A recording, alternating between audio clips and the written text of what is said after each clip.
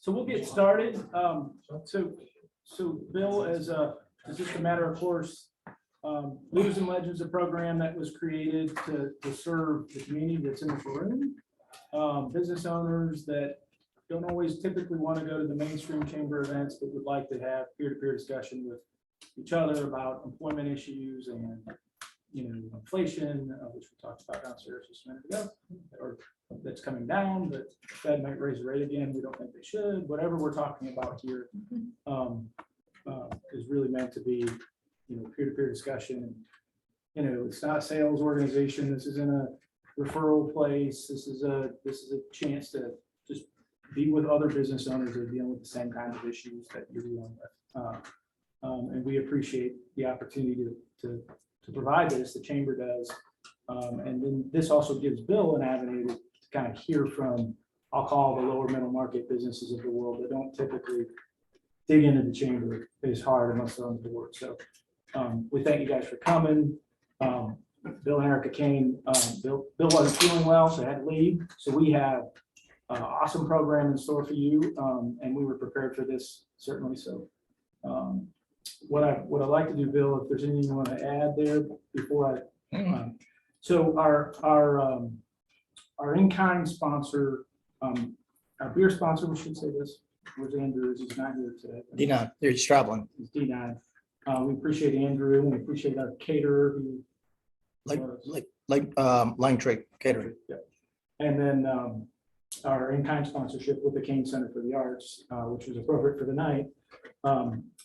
Greg Wrestling wanted to come and share some words and talk about the Cain Center for us. And Justin's out of town, so we don't have Justin, but we've got Paul, who's also the incoming chair elect, and Paul Newton, who's overseeing the project. We had a hard hat on. For those of you with the hard hat tour, we had a hard hat on. Got to view what's going to be a gorgeous facility, and really got to see you in your element as a construction guy. So that was kind of neat. It's fun, isn't it? And then certainly where's Perry? Is Perry here? Okay, Perry's the top right. And then Mr. Mayor Woody Washington, who is a big part of the Cain Center. We asked him to be here tonight, we typically are honoring our legends, which we'll call Bill and Ericka our legends for tonight. And you guys, we're going to call you guys leaders, like the rest of us business owners that want to be like Bill and Ericka when we grow up. Yeah, just teasing a little bit. But I'll shut up and just give you the floor, Greg, and if you want to share. Thanks, Dale. Well, I'm not sure what I had planned, to be perfectly honest, but those of you that know me know that's not unusual. So thank you for allowing the Cain Center to be a part of this tonight. I just want to acknowledge that Joshua Dobie is here tonight. He's on our board. Paul is here. He's on our board. Dale's here. He's on our board. And Douglas Marion works with us regularly as a volunteer. Woody has been on our board for a number of years and has helped us every step of the way. So we're incredibly fortunate to have so many community leaders involved in this, and many of you are probably going, well, we weren't sure it was going to happen. Well, we're here to tell you now it is in fact going to happen, and it's almost done. Those of you that were on our tour today, thank you so much for going. I can tell who you are because you got hard hat hair like mine, and we did have a good time, and I think you can see it was great for you to see it today because in just 3 short months it's going to be open. And I think that you'll see the final transformation. And Paul has done an incredible job of leading the construction efforts, and we're really proud of that. But you're right, guys. The true legends are Bill and Ericka, and I'll tell you a quick story about them. When it was determined that we needed a sponsor, Woody Washington and Greg Wrestling were selected as the two to try to figure that one out, and Woody and I teamed up, and it became obvious over a course of about 14 to 18 months that it could be Bill and Ericka Cain. Those of you that know Bill and Ericka know they are two of the most humble people on the face of this earth. They absolutely are. And if you can't admire that, you're missing a whole lot of Bill and Ericka Cain, because they're incredibly humble and incredibly dedicated. And so we started talking to them about it, and couple of the things that I remember coming up was, one, I don't know if that's something that our family would maybe support. So we have to talk to them and see if they'd be interested in it. That was very touching. That it was, that's the kind of people they are, that it was about family for them. So they went to every one of their children and the spouses and the whole family, the kids, the grandkids, and they said, look, if we do this, this will be money we don't have to give you. And Mike, you're an immediate member of that family because you're I said, no way. Yeah. I know these guys pretty good, and I believe that. But nevertheless, it was unanimous among the family members that that's what they wanted Bill and Ericka to do. And then the next thing, when they agreed to do it, of course, Woody and I are feeling pretty good, they came back and they said, but we don't want our name on the building. Ooh, well, we want to be a regional center. And those of you that have followed our journey probably remember that we opened originally as the Cornelius Arts and Community Center. And well, God knows we're proud of Cornelius and surrounding community, but it doesn't sound regional. And so we sat back down with Bill and Ericka and we said, it's got to be it. And they eventually agreed. So that's just how humble they are. And gosh, we're blessed. That's, you know, I remember Bill looked at me and he said, has anybody else given to this? And we were proud to say every one of our board members had given. So at that time, we had a board of, I think, 14. And all 14 had put capital campaign contributions together. So the first private donation that came from Bill and Ericka. And we remain incredibly proud of that. And that's the kind of leaders they are, and that's the kind of legends that they are. So I think they've warmed up to the idea that their name is in fact on the building. That's not going to change.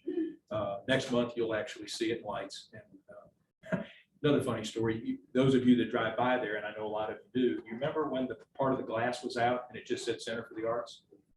I was getting phone calls, and I'm sure others were too, saying, have you changed the name? No, we just needed that space so Paul could get the drywall in. And then of course it became Cain. So let's talk a minute about Financial Independence Group. How many of you know what that company is all about? Be honest. Okay, more than I thought. So yeah, I know Joshua does. So anyhow, one of the many things that you want to admire about Bill and Ericka is they founded the business in '76. They've grown the business to the point that it's some $3 billion, I guess, in insurance contracts, which is incredible. It's headquartered in Cornelius. The family all lives in Cornelius. What they do in Cornelius. And they also were thoughtful about the next generation. And that's impressive to all of us as business leaders, I think. You know, you at some point in your career, you go, well, okay, I'm not going to be doing this forever. Who's going to replace me or us or our business? And I'm here to tell you that Brian Williams, Jim Cooper, and Mike Mullan became those three guys. They grew up in the business. They went to school on Bill and Ericka, and then they became the co-CEOs of that business. And from what I know, and as I said, I do know them pretty well, they're doing a great job. And that doesn't often happen in business or in leadership. And I think they're building their own legend in that. And now their job will become at some point, I know you guys are still pretty young, at least compared to me, but you got to be thinking about succession planning. And I know that you all are. That's really, really important. And I think that it says a lot about Bill and Ericka. It says a lot about Financial Independence Group.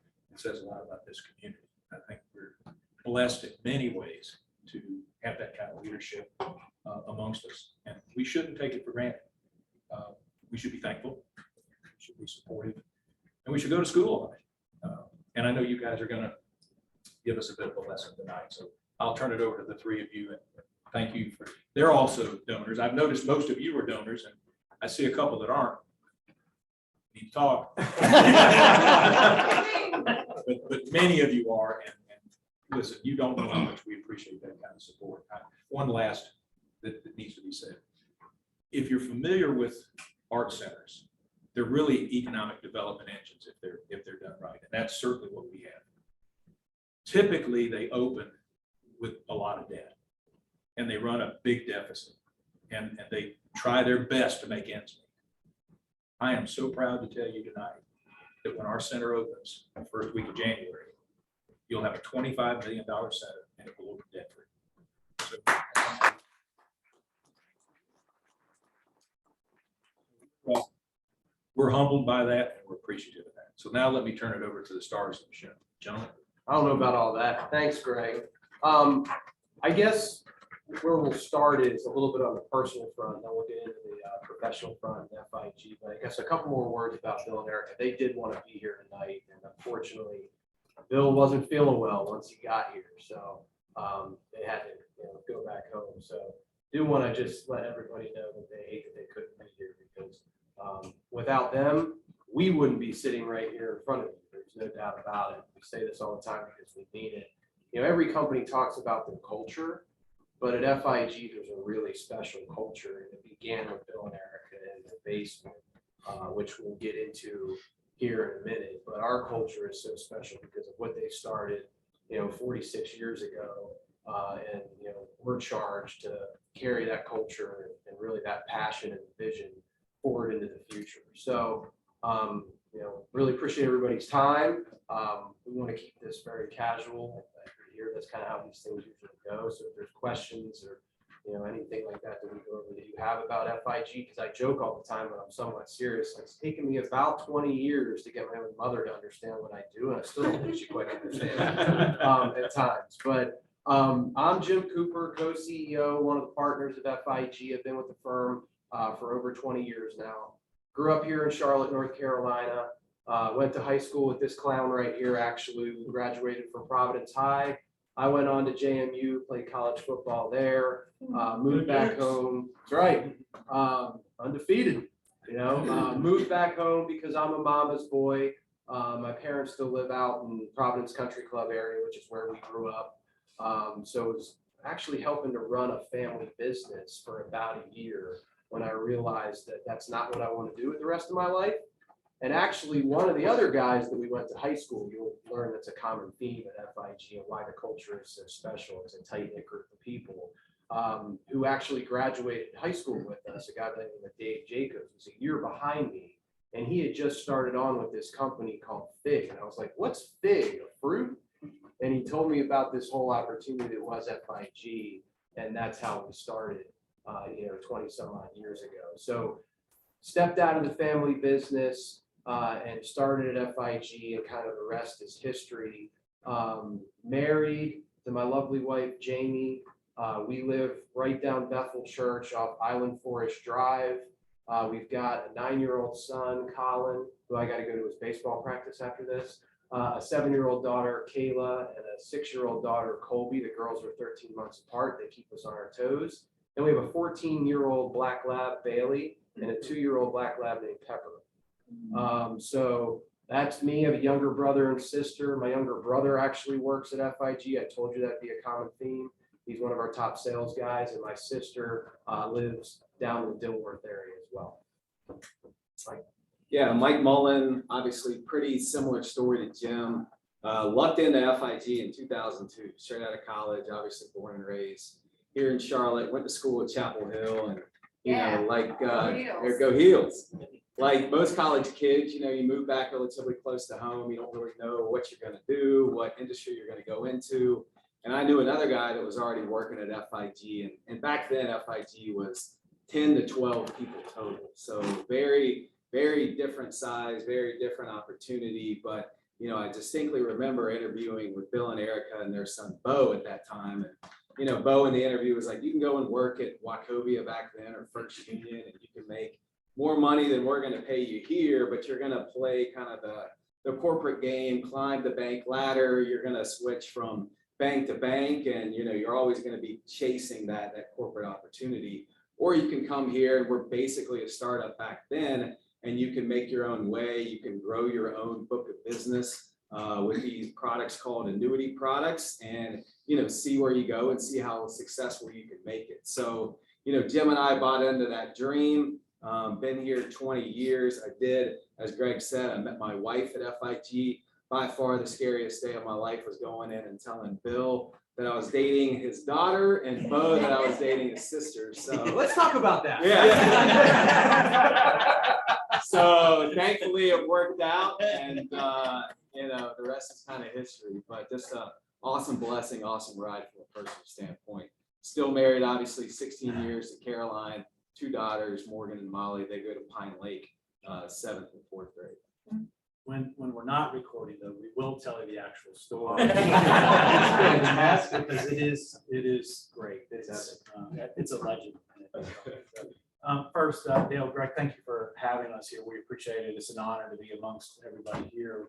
You know, and it's fun when you walk through the room and you see so many familiar faces that aren't about out and about in town, and you realize just how many talented people live here in Cornelius. So thank you for having us. We really appreciate being a part of the conversation. I'm Brian Williams. I was born and raised here in Charlotte. In fact, in the Charlotte area, I was born in Presbyterian Hospital, back when it was called Presbyterian Hospital. Me too. And what's interesting about Cornelius here is in the early 80s, we used to come up here as a family back when this was just a 2-lane road. And Holiday Marina was, we affectionately known it as Holiday Harbor at the time. This was all the pre-Hugo disaster, and used to put a boat in there, pay $2, launch a boat, you know, have a great day. And there were just maybe a few trailers out on the lake there. At least that was my memory as a child thinking about all that. So it's just funny to fast forward the tape and live here, be part of the community here. And it's just funny when I moved back into town, I brought my parents up here.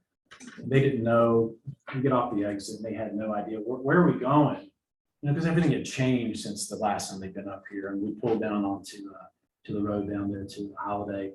And when I told them, it was just like tears in their eyes just to think, you know, how much it changed, and everything kind of comes full circle. So it's really great to be here. Went to Appalachian State undergrad. Anybody? No. We just beat you, by the way. How about I went to grad school at NC State, but I'm a Carolina fan. So. Other than that, Brian, we really love you. Yeah. You're doing well. You're doing well.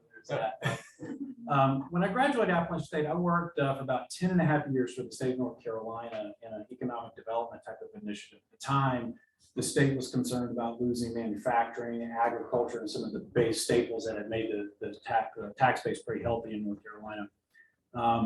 But I came to FIG in 2007 after that stint, but had been part of the Cain family for quite some time. Bo and I were best friends in college. In fact, we met in 1994 when I transferred into Appalachian State. He was the very first person I met on campus.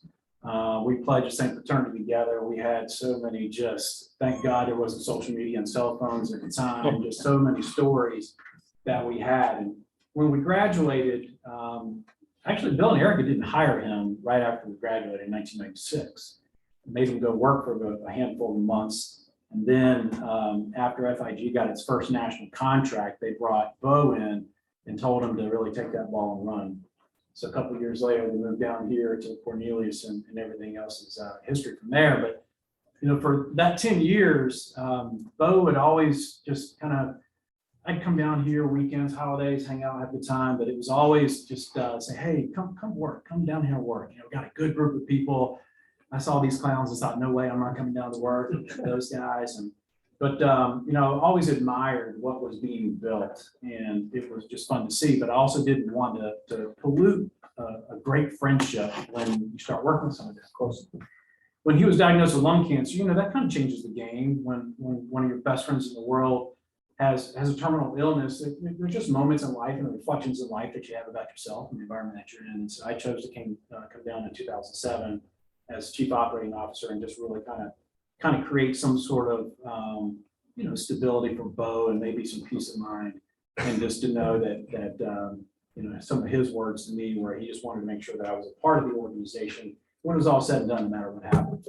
So it has been an incredible ride, and I think it's a lot of fun for us to really carry out a lot of that vision and dream that he had, and we know that Bill and Ericka wanted to have with him throughout this journey. So this isn't just a business for us. It's a business, but it's also a personal calling and a personal charge, and that's where a lot of our passion roots from, is our ability just to really come together. And I do think it's appropriate, just as a co-CEO thing. We get this all the time. We've been working together for 12 years, and it's so crazy. Like, we go to lunch together, go to dinners, we go everywhere, we do a lot together, and we can order each other's meals and drinks and everything else. So we know each other like the back of our hands. But what has really made us successful is watching Bill, Ericka, and Bo when they were working in a small organization. They governed by consensus. There was an incredible amount of respect for each other's opinions and ideas. And so that was something, I think, as Jim will tell the story in just a second, that's just something that we gravitated towards, and we had a great respect for that. So as we are co-CEOs, as unorthodox as it is, it really, really works. I don't think it would work if there was just 3 different people hired off and then said, hey, you're going to run the organization together. Because of us coming together, because of Bo and the connections that we have with Bill and Ericka, there's an enormous amount of respect between the 3 of us. I think the idea that we end up with is far better than where it started. And, if there's strong feelings at all, you could easily say it's just a vote, and it's always going to be, majority rules, but it is always unanimous. We don't make a decision, and it's always been the case that it is not unanimous, because once you're on board with the idea, everyone can be passionate about it, and there's a lot of respect for that. So appreciate y'all having us here, and I think we want to tell a little bit more about our story. Yeah, what we got, like another hour? I think now that you guys kind of have a better feel for who we are, as people and stuff like that, it's probably important to understand a little bit more about, Financial Independence Group, who we are, what we do. But I think more important than that, what will probably stick with all of you is kind of going back to our roots and more of the story about Bill and Ericka and how all this really came to be. So we're going to try to kind of weave that together a little bit.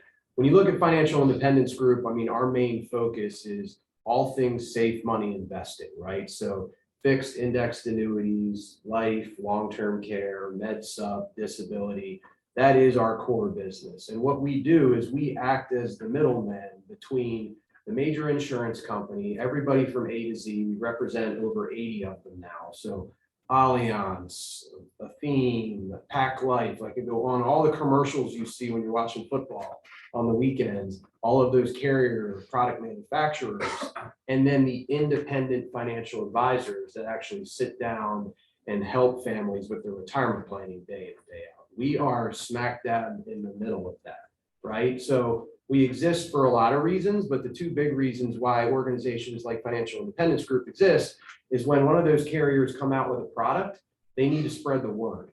So they farm that out to us to call all of these independent financial advisors, which we're in all 50 states. We serve thousands of advisors all over the US, which is why we're constantly in the airport and everything like that. But they have us spread the word on all new products, whether that be an annuity product, a life product, or a long-term care product. How we make money is every time one of those products is sold, there is a very small margin or spread that's priced in from an actuarial standpoint. So it doesn't come from the client, it doesn't come out of anybody's pocket. It's priced into that product offering to compensate the FIGs of the world, right? So the advisor that's out there working with the family will get paid directly from the insurance company, and then there's a small margin that pays the bills and the 165 employees that we have at FIG. So that's the number 1 reason that we exist, is to spread the word on product. The number 2 reason is once we start spreading the word and sales start happening, well, there's fires that need putting out, right? So rather than those advisors having to call the insurance company direct, they call us and we put out those fires for them. So there's a lot of other reasons why we're in existence, but those are probably the 2 biggest, and probably the long story as short as I could tell you is like, okay, what is this industry that FIG is actually in? That's like what we do at the highest level.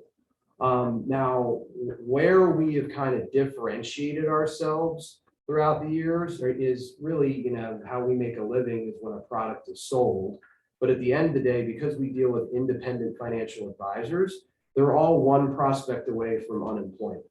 So where we've spent the last 20 years of our professional careers and really building FIG is not been focused on product. Yes, we go and we sit on the board of a lot of major insurance companies, and we have a voice at the table to help them build new product and what can we be doing next from an innovative standpoint, things like that.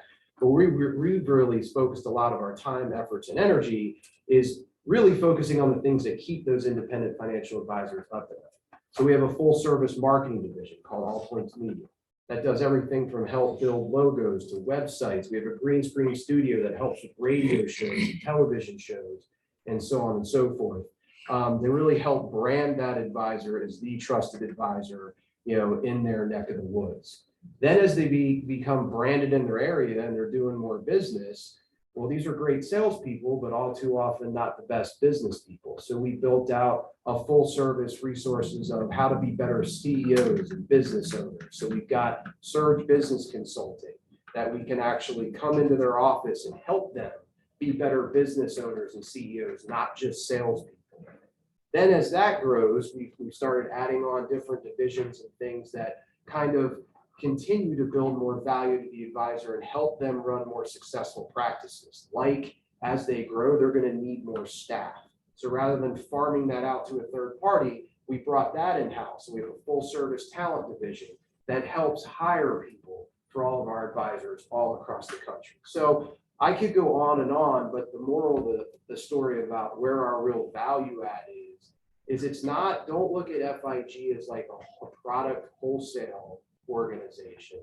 Yes, that's a component of what we do, but at the end of the day, what we are charged to do, and as Brian started to allude to, what we have a passion for day in and day out, is to empower financial professionals all across the country with whatever it is that they need to help as many families as possible. And we do that in a myriad of different ways. In a lot of ways, it's kind of like a captive opportunity, but it allows an advisor to keep their independence, if that makes sense. So that's like our offering at FIG. Our story goes back all the way to 1976 when Bill and Ericka started it in their basement. It migrated here to Cornelius to be closer to an airport, so we could get advisors in and get out to see advisors. Brian touched on Bo. Bo graduated from App in the mid-90s. And came to his mom and dad and said, hey, can I have a job? And they said, no, go out in the real world for a while. About a year later, he came back and they did bring him on. So he was the first staff member, if you will. And then Bo started hiring his fraternity brothers and friends. Like that's literally how it started. And then Mike and I were kind of an extension of that. As he said, we kind of lucked into it. I was alluding to a guy I played high school football with that was in my parents' backyard. I had a case of the Mondays on a Sunday. I was like, my life is terrible. I got to get up at 5 o'clock in the morning. And he's like, let me tell you about this great opportunity that is FIG. I'm like, what is that? Had an interview with Bill and Bo. I think I started a week later. And the first guy I run into, literally open the door. We're in a shared office space down off Chartwell Center Drive. I open the door and I run into this clown. I hadn't seen him since high school. I'm like, what are you doing here? He's like, I don't know. What are you doing? And that's how we started. It was, I think there were like 10 or 11 of us back then. Yep. And it was basically, here's a phone and a computer, kid, go get them, Tiger. And we just picked up the phone. We were segmenting our days where we would call the East Coast in the morning. We call the West Coast at night, because this was before any real responsibilities like wives and kids and dogs or anything of the sorts. Brian remembers some of those days. We knew him back then. We were more worried about like what we were gonna like the beer money for the weekend than probably anything else. And it was really just grinding and hustling. And we were making 100, 150 outbound dials a day. And it was a common occurrence. And I'd say, hey, is Brian there? And they'd say, no, Brian's no longer with us. And I would try to pivot to say, okay, where'd he go? No, he's dead. Like, where'd he go with that one? Like, I hope he had life insurance. I don't know. I mean, our database was raw, I guess is my point. And we were doing this alongside guys that were kind of on our same exact like era of their lives. We were all 20 some years old, and we were staying there late at night, ordering pizzas and just trying to make it by, quite honestly. And then we started to kind of figure out the game, right? We started to make those investments in what I started this kind of story off with all of those extra value adds, right? Because what we were doing in the beginning is it was like, I'd call you up and say, hey, John, it's Jim Cooper with FIG. And you would literally they'd be like, what's FIG, a fruit? And I'd be like, let me tell you about this 10-year fixed indexed annuity with so-and-so. And you'd be like, yeah, kid, you and the 5 other guys before you that called me on the same thing, right? So we took some inventory and said, we got to start doing it differently. Like, what keeps these people up at night? What keeps our clients up at night? And we started making those investments into marketing, into how to make them better CEOs, into talent divisions, into continuity and succession planning, and all of those different things. And now all of a sudden, our conversations and the voicemails that we were leaving and everything like that were very different to the advisor than what they were getting from any of our competition. And that's what took us from doing, I think our goal the first year that Mike and I were there was to do $100 million in overall production. I don't even think we hit that. You fast forward the tape to today, we'll do 3 to 3.5 billion of new flow when you add up all of our companies year in and year out, which is a ton of growth in a fairly short period of time. And that's one of the big reasons is that we constantly challenged ourselves to say, what could we be doing that's different than everybody else out there in the industry? And I would say the marketing and the programs and the resources that we have is what brought us to probably about 500 or 600 million, a year in overall production. And then we just continued to build on that and build on that. And what else could we add to our offering to all of the advisors across the country? When we got to about $1 billion is when Bo was diagnosed with phase 4 lung cancer. And it was one of those things that was completely out of left field. I'll never forget it. I still get chills as I talk about it here tonight, is that like I used to go on these trips. And I remember telling my girlfriend at the time, Jamie, who's now my wife, like, I don't know why this dude keeps taking me on all these trips, because sometimes it would be to like recruit a big advisor or something like that. It made sense that we were going to see these people.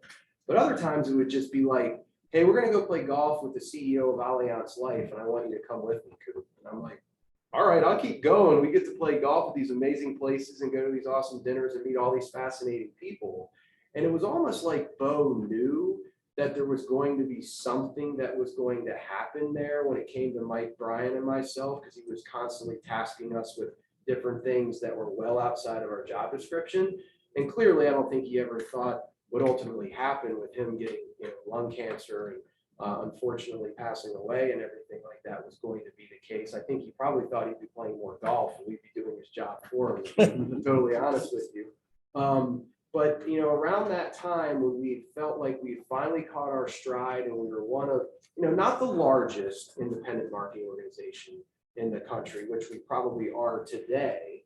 But at that point, we were probably in the top 10 and we felt like we had kind of figured it out. And then all of a sudden, I can't even say Baker Mayfield, right? Because Panthers are terrible, but your Tom Brady, is down, right? Like he's fighting cancer. He's not there running the day-to-day anymore. So the frat party was over, right? Like we all had to step up. We all had to grow up real quick because Bo, who was the succession plan, like it was Bill, Ericka, and Bo, the 3 owners of FIG. Bo was the acting chief marketing officer and was the Tom Brady out there running plays with us and winning the game day in and day out. Now he's off fighting cancer. So what happened was everybody at the organization, we probably had about 50 people at that point in time, right guys? Everybody had to step up and do different things that were well outside of their job descriptions. It just so happened that the 3 of us started stepping up in a lot of different ways and spending a whole lot of time with Bill and Ericka, and probably more so than anybody else, Bo. So pretty much every Tuesday and Thursday night, as he was fighting cancer for the 3 years that he was, we would go over to Bo, Christy, and Addie's house, and we would have dinner on Tuesday and Thursday nights. Sometimes we were there for 20 minutes because he was too sick, and other times we were there for 4 hours. And this was a guy, he was diagnosed at 34, unfortunately passed away at 37. But he was wise beyond his years. You talk about like we're at a leaders and legends get together here. This guy was a legend in our industry at 37. He was very well thought of, respected, and was just a go-getter and somebody that we all, were following, quite honestly. So we were blessed and fortunate to have as awful as cancer is, and to see, one of your best friends and a mentor like Bo go through something like that, the only blessing in it was that we had 3 years with him to learn what inevitably came to be. We didn't know it while we were doing it. We were just going over there on Tuesday and Thursday nights to spend time with friends, right? But what ultimately ended up coming out of that is we learned a ton from Bo Johnson. And all the while we were doing that, we were spending more time with Bill and Ericka and learning a ton from them. So what ultimately ended up happening is during that 3-year period, we were transitioning into what we ultimately transitioned into, whereas Brian came in as the COO, Mike moved into a chief financial officer role, and I took over Bo's role as a chief marketing officer. So that's ultimately what happened when he passed away. There's some other details that I'll leave out, for this evening that really took place during that whole transition. But it was a very trying time, a very difficult time, for Financial Independence Group. And quite frankly, Bill and Ericka had offers on the table from private equity firms, from carrier partners of ours, where they could have sold FIG at that point in time and rode off into the sunset. But fortunately, when we walked into their office and said, hey, you're not supposed to bury your children, which by the way was the most difficult conversation we've ever had to have. But we had to walk into Bill's office and say, you're not supposed to bury your children. It's supposed to be the other way around. But we owe it to our immediate family and our staff and our extended family and our advisors all across the country. We need to have an answer to what's the future of FIG, because that was Bo and it's not going to be anymore. And fortunately, Bill didn't do what I thought he was going to do and kick us out of his office. He said, you guys are right.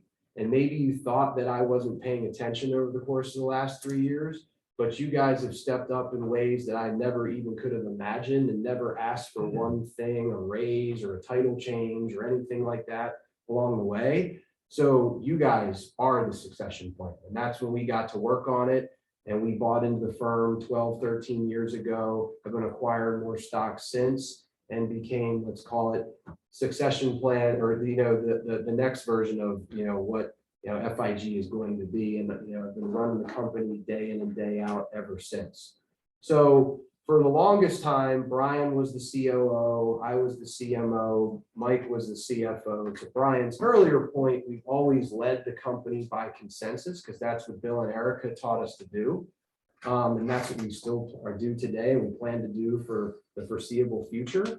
And really, it got to a place where, because we had these titles that we weren't really doing justice to, because we really weren't, like for me specifically, I ended up spending a lot more of our time making it rain for the overall enterprise of FIG rather than focused on marketing. Brian had the same thing going on in operations, and Mike had the same thing going on finance. It's about 3 years ago, we made the decision that we said, hey, it's time for us to really have our title reflect more of what we're doing day in and day out, and step into co-CEO roles and be able to backfill our other chief positions, if you will, to see to it that those positions are getting the attention that they deserve and need to see the company live on. So, when we sit up here and we say that, this isn't just a job for us, this thing at FIG, it's a career, and why we have such a passion for it is because of what we just told you, right? Or what I just kind of went through, is that it hasn't always been fairy tales and lollipops for us at FIG, hasn't always been easy.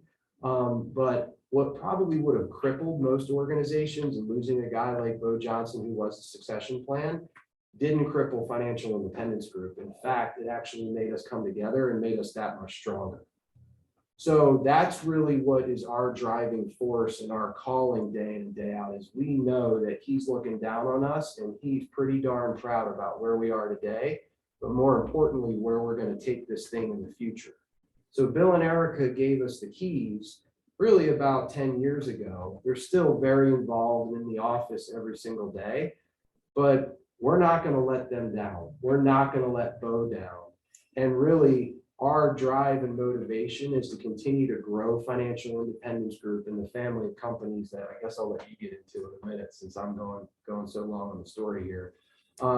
You know, to make sure that we continue to grow it the right way, not compromise what it was founded on of morals, integrity, and values. Because in this business, like any business, you can cut corners and cheat and make bad deals and things like that.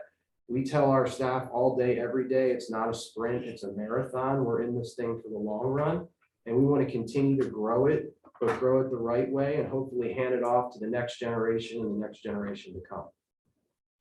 Mike? Yeah, Dale, you want us to touch on anything else like in particular, or just keep going, or what are your thoughts here? Well, normally we jump in at Q&A. I don't Yeah. know if you, know that there are a couple different pieces to the business that maybe share a couple things about the companies, but open it up to Q&A with the group is probably what I would do. It's Yeah. a pretty powerful presentation this far. So. Yeah, so our company, FIG, is obviously the mothership. It's the main company. We have 160 people on staff at FIG. And as Jim said, really what we do is work with advisors who work in the retirement space. So Doug Marion and Josh are obviously, not only prospects, ideal prospects for us to work with, but they also, work with us as well. And, we service them from a product perspective and also at times marketing and things of that nature. So two kind of shining examples of financial advisors that we would work with, and we have many people like that across the country. So really, advisors working in that retirement space is where we focus. FIG handles all things fixed insurance, but obviously, if you're a financial advisor working with retirees or pre-retirees, you're doing a lot more than just insurance. You're helping them with all things wealth management. You're helping them with securities, and you're helping them really from a holistic standpoint. So, one of the things that we've done that has been kind of a differentiator for us in the marketplace in terms of our competitors is we focused on trying to have an outlet for everything that advisor needs. So not just fixed insurance or retirement products, but if that advisor wants to align with us from a wealth management service offering, we have that through a company called Alpha Star Capital Management, which is in the same building that FIG is. It's on the first floor, and we have 25 additional employees, sole W-2s at Alpha Star Capital Management that do nothing but investment management. So we have that offering for the FIG advisors that want to plug into it. And really, when you look at FIG and our advisors, we have really 700 top advisor offices across the country that make up about 90% of our revenue. That's who we focus on. And about 115 of those 700 align with us on the wealth management side. So that's where Alpha Star Capital Management comes in.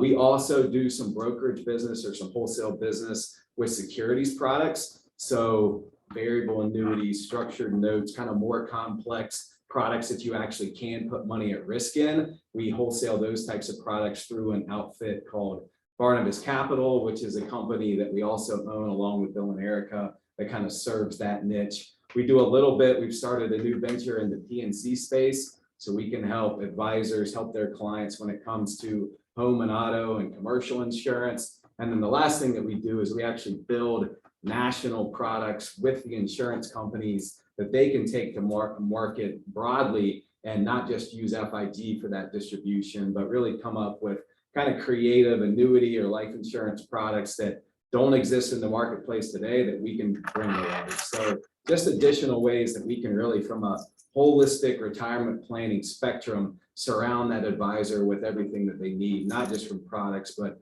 also the services that Jim mentioned to help them grow and potentially pass on and transition their business at some point in time in the future. So that's basically kind of what we do in a nutshell. Yeah, and I think it's valuable for this group too. We get a lot of questions about what we're doing with this property that's off West Moreland. We catch that quite a bit when we see people through town. All told, between all 5 companies now, there's over 200 staff members. And if things keep going the way they're going, we're going to continue to grow. So we had full intentions of breaking ground likely next month, but this whole thing work from home thing has really kind of thrown a wrench into everyone's staffing plans. And with the labor market the way it is and the optionality that some staff members have, We had to take a step back just for a second to make sure that we're very deliberate, methodical on the size of the building that we're looking at. Our initial plans are about 60,000 square feet, and it's just, I guess, as is that south of Alexander Farm. So you go down, it's right across from the ball fields. There's that little house that's on the road there on West Mullen on the East. left. Yes. East. So it's about 5 acres right there that we're planning. So about originally 60,000 square feet. We'll see. We'll probably land in that area, plus or minus. So we want to make sure over the next 5-10 years that there's plenty of space for growth. But it'll house all the companies in one building there, and I think it'll be a nice little addition to what hopefully will be a nice scenic drive down there through Westmoreland. So if all holds now, the way we're looking at this thing, maybe first part of the year, spring, summer, we'll wrap up design, be able to break ground. And we're told that if a lot of subcontractors don't bounce up the job, we're told that once they break ground, it's 1 year before we're able to move in. So we're still very much committed to it. We're a little bit delayed right now. Interest rates don't really help much of the pricing structures, and it's amazing to see still a lot of the contractors and the general contractors just still consume. So working with a really good team though, RBA out of Charlotte, Edifice, same folks that are working on the Cain Center, really good people. And so Cornelius is home. We're going to stay here. Most of our staff lives here in town, and we continue to really attract some people to this area. It's amazing when you hire someone and they start coming up here and they realize what a great community is. And so we just felt called to figure out something that stayed in town, and that was a very hard thing to do. And there's very little land left, but we lucked out. So Lucked out. We had a lot of help from Woody. So. yeah. Good. Guys, what fantastic presentation. I feel like every time we do these, we learn more from others, and some of the drive and the passion that you had and where it came from is, you know, sometimes tragedy can turn something into beauty. Maybe really kind of very cool how you shared that story with us. Any questions? You know, I'd like to open it up to the floor for questions. Let me add one thing to that. It's not really a question, but my relationship with Bill and Ericka go back not only with FIG, but in a lot of other directions. And many people don't know this component. These guys don't deal with it, but it's kind of Bill's sideline, if you will. But he's really created another monument in our community that most people don't give him credit for. So back in 2007, this is when I got to know Bill pretty well, along with a large group of individuals that came to me for financing to create a large development here in Cornelius. I wasn't anywhere close. That's about when I was chairman of the Chamber of Commerce. Had nothing to do with the political world. And it was a tough setting. I've never seen such a complex loan request, because I think it must have had 16 or 18 individuals involved, 2 of which were Bill and Ericka. So anyway, I'll try to shorten this story, but we go through, started in 2007, made probably the biggest loan I had made in my career at that time, up until that time. And it was for a development that was a huge development. It had 450 sites in and around Huff High School, which you know of today as Bailey's Glen. So we were going through the worst of times in the economic downturn. I mean, it just stunk. It really did. I'll speed through this because many of the folks in that group were going like, let's give it back to the bank. I mean, just, you know. So Bill and Ericka called me over to their office, the current office. I've been in that conference room, I can't tell you how many times. And I realized at that time what fine people they were.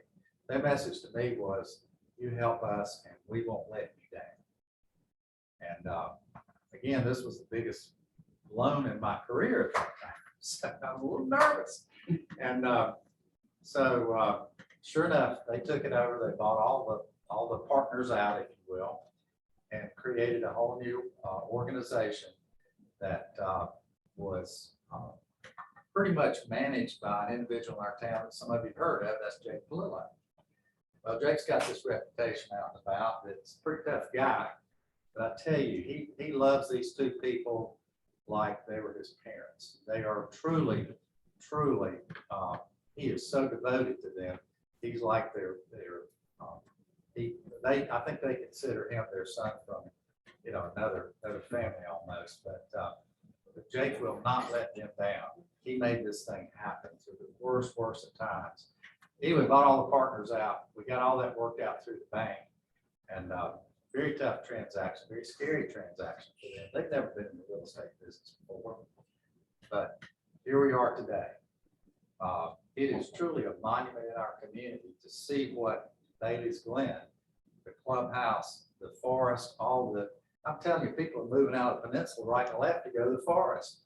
It's incredible. It's going to be a neighborhood, probably 700 or 800 homes eventually. It's on both sides of Bailey Road. It's going to really create, I guess, almost a whole new town down there. And it's all because of Bill and Ericka. They pulled it out of the dumpster, literally, the worst of times. And saw that thing through because they were just not going to do the wrong thing. They were going to do right by the bank, right by me, right by themselves. And that's just the kind of people they are. So when we got to the Cain event, where the conversations began, as Greg told you about, it was some interesting conversations because they couldn't tell me, I was the banker, and they couldn't tell me they didn't have the capacity. It was either I want to do this or I don't want to do it, because they had the capacity. But it was a hard ask. I mean, it was difficult for all the family reasons that you heard tonight. So, when they stepped up, I think Greg and I both went home and probably shed a few tears. It was a big day. So they've transformed this community in so many ways. These guys right here, which is a result of the work that Bill and Ericka did, now are probably our largest employer here in Cornelius. And, so they're not only that, but they created one of our best and most prosperous neighborhoods in town. And not speaking of helping us create a first-class art center in this town, which I dreamed about since a little boy and never thought we'd see. But they helped make that happen. So wasn't a question, but it was just an addition that I had to make. It's an important part of my life, and I just think the world of it. Yeah, no, that's fantastic. I mean, I think that's one thing that as we look, out to the future, I mean, our business is national. We do focus a lot just on our business. How do we, not only recruit and retain more advisors, but we are extremely focused and committed to our 165 people on staff. But as we look out into the future, one thing that we do want to focus on is trying to get better at knowing people in the community. And I think, if we can make a third of the impact on this community that Bill and Ericka have made, I mean, we'll be doing pretty dang good. That's the hardest thing that we have to do day in and day out, is try to live up to the legacy that they have built, because they are just phenomenal people. And FIG wouldn't be here. None of us would be here. And a lot of things like the Art Center in Bailey's Glen wouldn't be here if it wasn't for Bill and Ericka. So cannot thank them enough for the impact they've had on us, but also everybody in this room and this community. Just fantastic people. I have a question. So, Brian, you were very clear. This relationship is incredibly unconventional. Co-CEOs, like, doesn't happen normally. Can you, any of you, share a time, without getting too specific, of a vision, a strategic vision that you had that wasn't unanimous? Yeah, every day. They Wow. tell me my vision, tell me every day. It's a true story. No, it sounds kind of cliche that it can happen every day, but there are big decisions, big initiatives at times where it'll come to the table, and we have a very vigorous debate about it. But at the end of the day, it's a good solid outcome. And it happens more than you think, but it's not I got to have my way, or I'm going to take my ball and go home.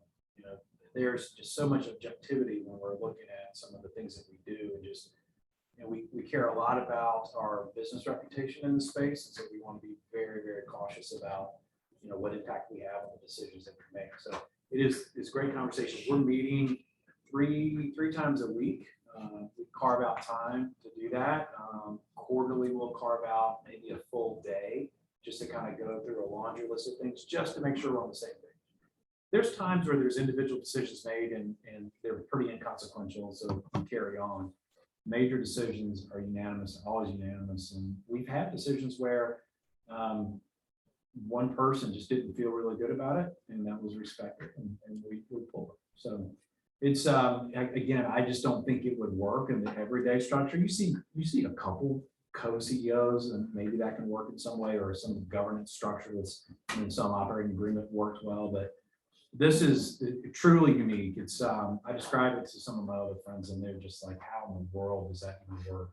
And I know it sounds really bizarre, you know, in the commonplace, but for us, it's just like, I don't know, we come in, we have a discussion, we make a decision, and we move on. Yeah, and I think it's homegrown. I mean, that's how Bill and Ericka and Bo always were as well. So for us, it's natural.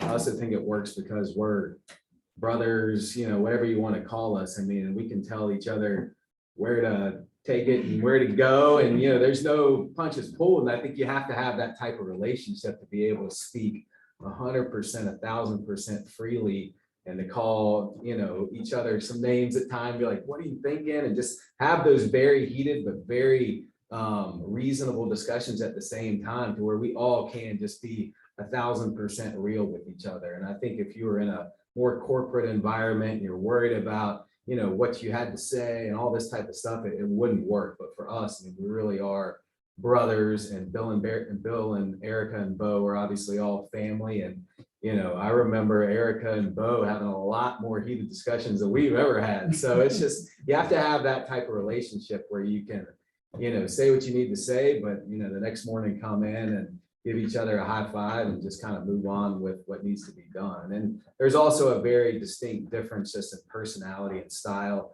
I mean, Jim can't spell budget. He likes to spend money. I'm a penny pincher, and Brian's in the middle. So we get along, and we have a good balance. For sure. I was gonna say that a little more politically. Everyone's got strengths and everyone's got weaknesses, right? As all human beings. And we do know each other so well. It's areas of opportunity. Right, Yes. exactly. You gotta spend money to make them. No, but Spoken like a true marketer. that's right, Yes. that's right. But because we know each other so well, I think we had the fortunate opportunity to be in those roles, like Brian COO, Mike CFO, I'm the CMO type of thing for so long, and we were always leading by consensus. A title is just a title to us. So we all still have our lanes and our specialties that end up converging every single day. But a whole lot didn't change when we changed our title. In fact, nothing really changed, other than we have a super cool CEO title, which doesn't mean a thing to us. You know, I mean, we still, you know, no one, you know, that's one thing Bill's always said to all of us is, you know, no one works for anyone here. We all work together. So from the receptionist to someone in our marketing division to someone in our operations, everyone's job is equally as important. And we feel that way strongly, and we still that into our staff day in and day out, that it is a team effort, because FIG or any of our companies don't work unless everybody's clicking. I don't know, when's the book coming out? We could write a good one. Tell me. No question. Right? You touched on something that we touched on downstairs when we were talking on, to get everybody pulling in the same direction. Culture is super important. And how do you guys plan to maintain that culture in an environment where a lot of people want to work from home 3 days out of a week or 4 days out of a week? Yeah. We just went through an exercise to really redefine our mission, our vision, and core values. You know, we've had core values posted for the longest time. And obviously, over the life cycle of a business, some of those core values evolve and take different shape. So we've actually initiated these core values that we feel like really represent the company and really represent the origins of the company. And part of what we do now on a quarterly basis is all the staff members are evaluated on how well they live the core values. So in that, there's a performance evaluation, there's how well you're doing your job, and that's 50%. The other 50% is how well are you living the core values of FIG. You may have a different personal core value, but as a company, we represent and we are something together as a body of one. So we want to just make sure that we continue to really invest in that. And quite honestly, it works itself out for those people that don't believe or don't buy in. Then it's pretty obvious that there's a little bit of misdirection there. And so it really always works itself out. So we're committed to the upholding these values. And again, humbly speaking, across this industry, our reputation, we enjoy a very positive reputation in the business.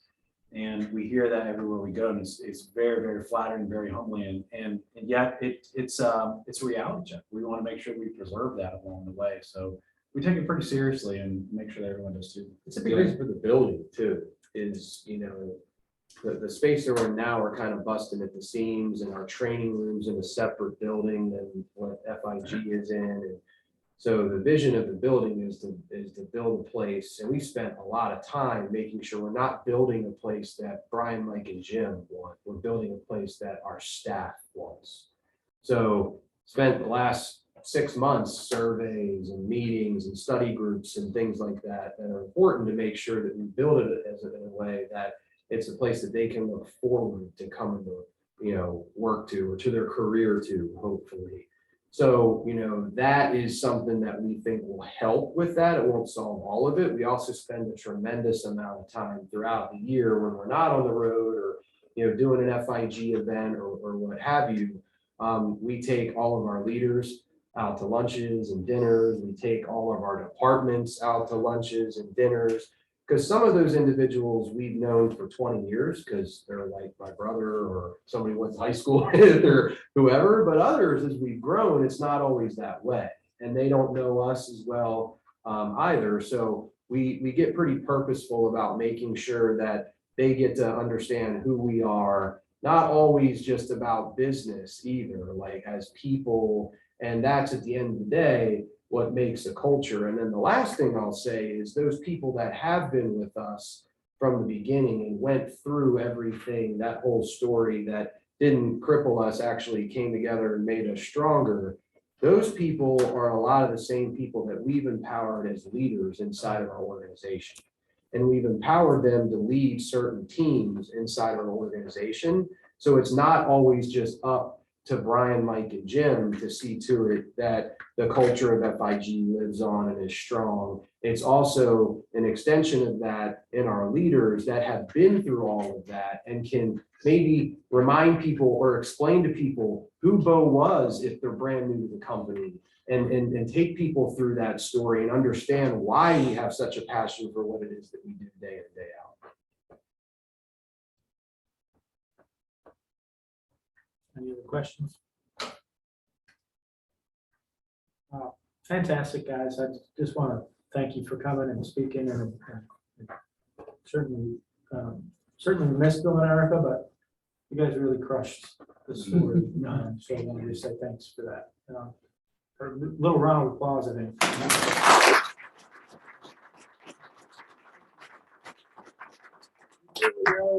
I forgot, Mr. John Bradford's in the back of the room. I forgot to recognize you and your upcoming election. Vote Bradford. Yeah. Thank you. And then I want to say thanks to the people that started this with the chamber. Josh Dobie was on the committee that started it. John was as well. Scott Crosby has been on it for a while, but he keeps going out of town and missing meetings, so I'm not sure how long we'll stay on it. Just kidding. Not kidding.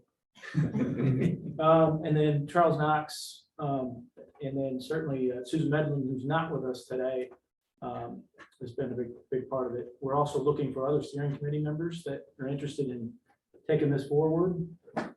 We are working on speakers coming up similar to, we don't have dates yet, but Jeff Duden, who sold Advana Clean, working really hard on trying to get him nailed down on a date.